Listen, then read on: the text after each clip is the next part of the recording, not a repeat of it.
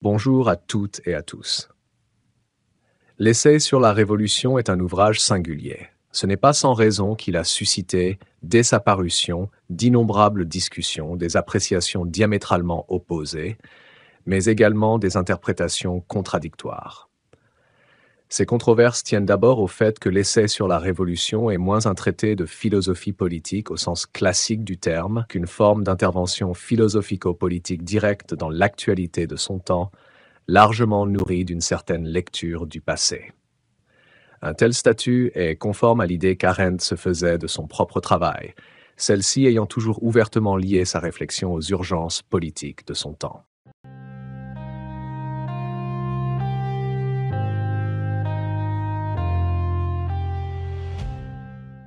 Malgré son titre, il s'agit surtout d'une analyse juridico-philosophique de la Révolution américaine et de ses prémices, ainsi que d'une étude comparative de cette révolution et de la Révolution française qui s'étend sur plus des 3/4 de l'ouvrage. L'auteur exprime son admiration pour les pères fondateurs américains qui, dit-il, ont réussi à bâtir une constitution démocratique permettant ainsi à leur œuvre d'échapper aux aléas de l'autoritarisme et du césarisme. Hannah Arendt, cependant, ne souligne pas la différence qu'il y a entre, d'une part, l'élimination par l'action révolutionnaire du pouvoir de la féodalité et d'autre part la prise en main du pouvoir par la bourgeoisie coloniale en rupture avec la bourgeoisie métropolitaine. Pas plus que l'existence de l'esclavage, qu'elle ne passe pas du reste sous silence, ne semble la gêner dans son exaltation de la supériorité du système politique américain.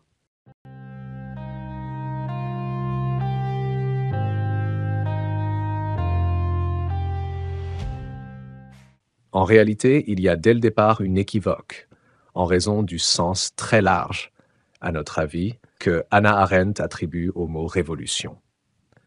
Vers la fin de l'ouvrage, cette équivoque semble disparaître, car l'analyse rapide des mouvements révolutionnaires des 19e et 20e siècles est tout à fait pertinente, mais le malentendu réapparaît dès que, au cours de l'analyse, l'on introduit l'exemple de la Révolution américaine, qui n'a rien à y faire, aux formes spontanées du pouvoir, Société populaire de la Révolution française, section de la Commune de Paris, soviet de 1905 et 1917, Räte de la Révolution allemande, l'auteur ajoute la conception de Jefferson sur la nécessité de petites circonscriptions qui permettront à tous de participer à la vie politique.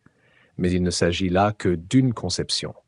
Rien de semblable n'a jamais surgi spontanément de la société américaine, et cela ôte toute valeur à l'exemple qui n'est là que pour les besoins de la cause.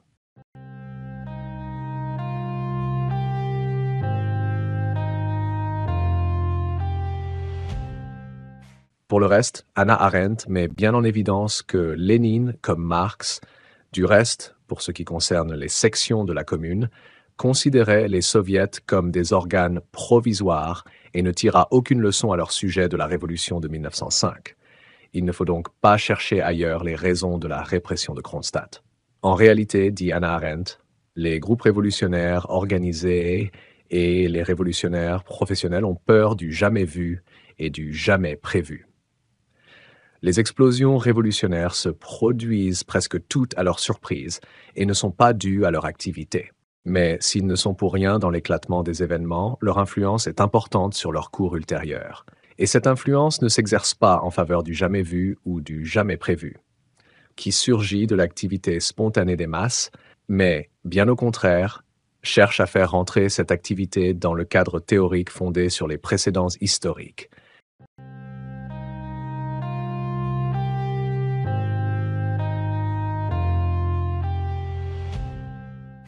Exprimant son admiration pour les mouvements spontanés, tels les conseils ouvriers, l'auteur explique que leur existence met directement en cause l'existence des partis en tant que tels, d'où la nécessité pour ces derniers de s'en débarrasser. Alors que les conseils sont avant tout des organes politiques d'action, les partis qui le leur reprochent sont surtout des organes de représentation à structure oligarchique et autocratique, dont la vocation est davantage l'organisation, c'est-à-dire la conservation de l'acquis, que l'action politique proprement dite. Pour eux, contrairement au Conseil, l'essence de la politique est le pouvoir. Alors que la confusion idéologique est actuellement à son comble, Nous regrettons que seule une petite fraction de l'ouvrage traite du sujet indiqué par le titre.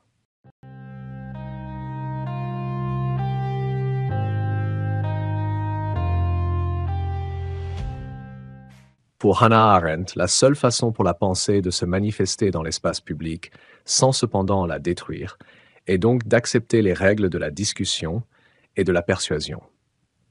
Cet enseignement par l'exemple est, en fait, la seule forme de persuasion dont la vérité philosophique soit capable sans perversion ni altération.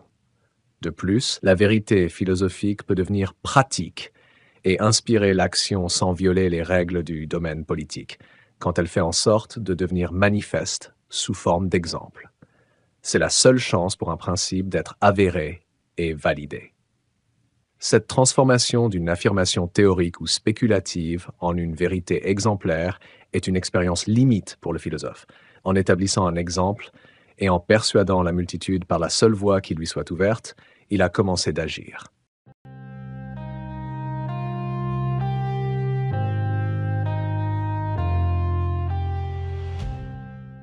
Comme la signification se dit et se discute, proposer sa propre interprétation d'un événement et rendre cette interprétation publique est déjà, en soi, un acte politique. Hannah Arendt ne suggère-t-elle pas ici que le rôle de l'intellectuel est de fournir un horizon de signification qui permet l'action? Si c'est le cas, il semble exister un hiatus insurmontable entre l'historiographie positiviste, dont le point de départ est le « il apparaît », et le récit, dont la prémisse, le « il m'apparaît », est déjà une prise de position, c'est-à-dire l'introduction d'un devoir-être immanent qui demande à être discuté et confronté au point de vue des autres, et surtout au point de vue dominant.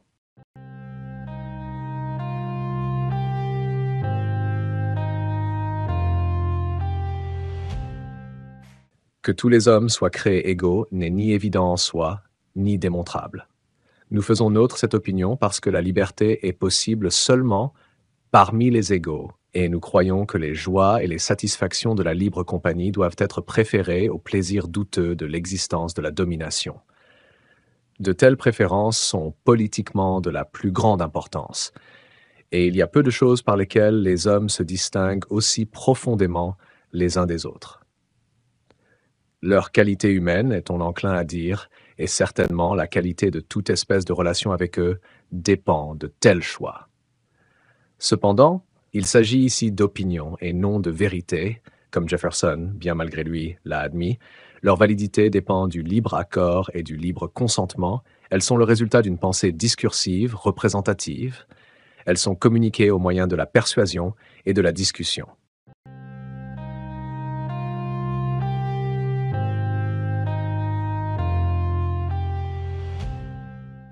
Le récit, contrairement à la théorie où le dokeï-moi reste implicite et donc à la fois non problématisé et non politique, est ainsi uniquement politique. Il suppose que le monde commun dans la modernité dépend entièrement des êtres humains, qu'il est le fruit d'un processus de discussion et de délibération, que le lieu de ce processus est la sphère politique, et que toute introduction dans cette sphère de normes absolues, extramondaines, téléologiques ou évidentes par elles-mêmes, risque de détruire l'espace politique lui-même. Bref, le sens commun, fruit de la discussion et de la délibération, n'est pas prépolitique, mais n'existe jamais en dehors de la discussion et de la persuasion. En ce sens, la réalité du monde commun est ce qui apparaît comme le même sous la diversité des points de vue. Seul le récit permet d'agir sur le monde commun, c'est-à-dire introduire un point de vue nouveau dans l'espace public, qui, parce qu'il rappelle l'origine, accepte nécessairement de s'inscrire dans les limites d'une communauté de mémoire.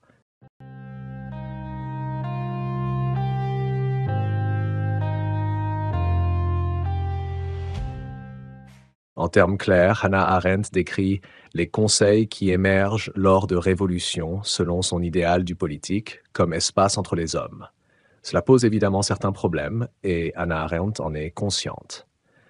Elle admet qu'il est difficile, en étudiant les exemples historiques concrets, de telles émergences qui jalonnent l'histoire des révolutions, de distinguer précisément entre les intérêts économiques qui rassemblent parfois les hommes et l'émergence de la liberté qui se produit spontanément de l'exercice de la mise en commun.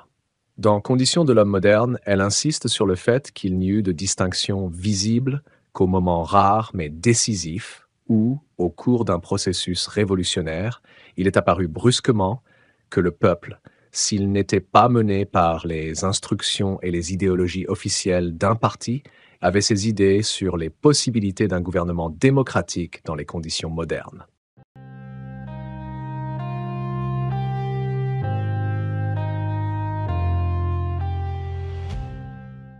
La forme politique du Conseil qui émerge pendant les révolutions est une preuve pour Hannah Arendt qu'un des ressorts instinctifs du peuple est de s'auto-organiser en l'absence d'un pouvoir établi. Dans la perspective arendtienne, les révolutions se produisent toujours de façon spontanée, et les révolutionnaires professionnels, comme les partis politiques, sont incapables de les déclencher par eux-mêmes. Mais lorsque la révolution est enclenchée, le révolutionnaire professionnel joue un rôle déterminant.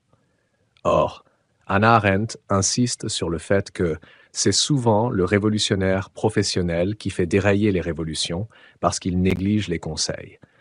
Hannah Arendt revient souvent sur ce thème.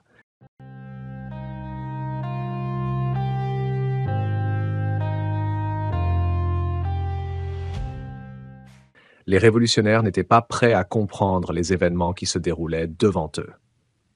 Faut-il conclure que Hannah Arendt souhaite être la source d'inspiration d'une nouvelle tradition révolutionnaire? Même si elle ne le dit pas explicitement, il ne nous semble pas permis d'en douter. Bien qu'elle affirme que l'oblitération des conseils pendant les révolutions est une histoire étrange et triste qui reste à raconter et à retenir, la simple existence du livre de Hannah Arendt contredit nécessairement l'affirmation. Et on peut penser que le récit politique qui insiste, comme le fait Hannah Arendt dans Essai sur la Révolution, sur le conseil comme forme gouvernementale par excellence dans la modernité, invite ceux qui seront prêts, lors d'une prochaine révolution, à prendre fait et cause pour les conseils qui devraient normalement émerger de son sein. En ce sens, Elisabeth Young-Bruel a tout à fait raison de soutenir que Hannah Arendt a évoqué les révolutions non pas pour décrire leur histoire ou distinguer leur type, mais pour présenter un idéal de pratique.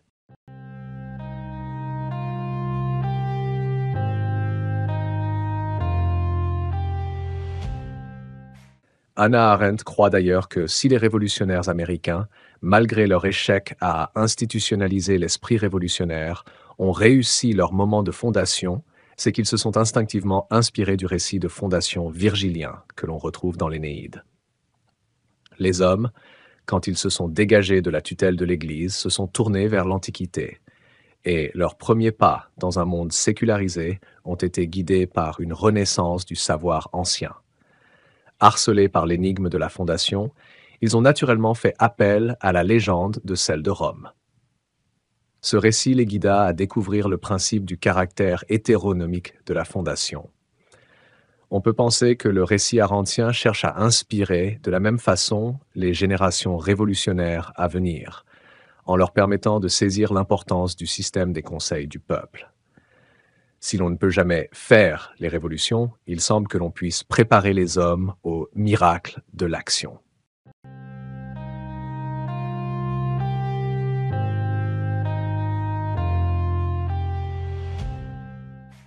Je vous remercie d'avoir suivi cette vidéo. N'oubliez pas de la partager sur vos réseaux, abonnez-vous pour m'encourager. Merci encore et à la prochaine vidéo.